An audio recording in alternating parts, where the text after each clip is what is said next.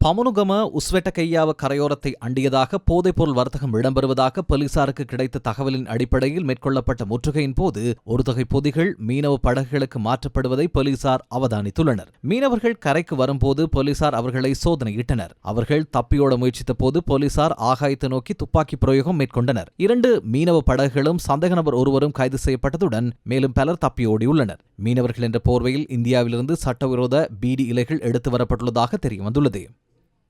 ரத்னபுரி அம்பிலிப்பிட்டிய வீதியின் சங்கப்பால 35வது மைல்கல் அருகாமையில் தெமட்டகல பகுதியில் பஸ் வண்டி ஒன்றும் மோட்டார் கார் ஒன்றும் மோதுண்ட போது இடம்பெற்ற விபத்தில் ஒருவர் உயிரிழந்துள்ளார். மோட்டார் காரில் பயணித்தவர்கள் காயமடைந்து அம்பிலிப்பிட்டிய வைத்தியசாலையில் அனுமதிக்கப்பட்டதன் பின்னர் ஒருவர் உயிரிழந்துள்ளதாக உடவலவ போலீசார் தெரிவித்துள்ளனர். விபத்தில் உயிரிழந்தவர் ஹொரண பகுதி தனியார் வகுப்பு நடத்தும் ஆசிரியர் ஒருவர் என தெரியவந்துள்ளது. விபத்து இடம்பெற்ற போது அப்பகுதியில் பலத்த மழை பெய்துள்ளதாகவும் அதனைத் தொடர்ந்து குறித்த விபத்து இடம்பெற்றுள்ளதாகவும் தெரியவந்துள்ளது. பஸ் வண்டியின் சாரதி போலீசாரினால் கைது செய்யப்பட்டுள்ளார்.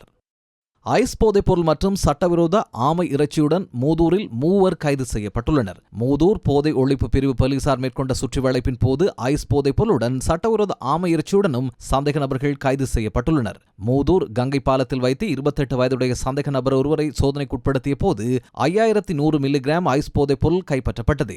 மூதூர் பச்சனூர் சந்தையில் வைத்து ஆமை இறைச்சியுடன் 2 கைது செய்யப்பட்டுள்ளனர்.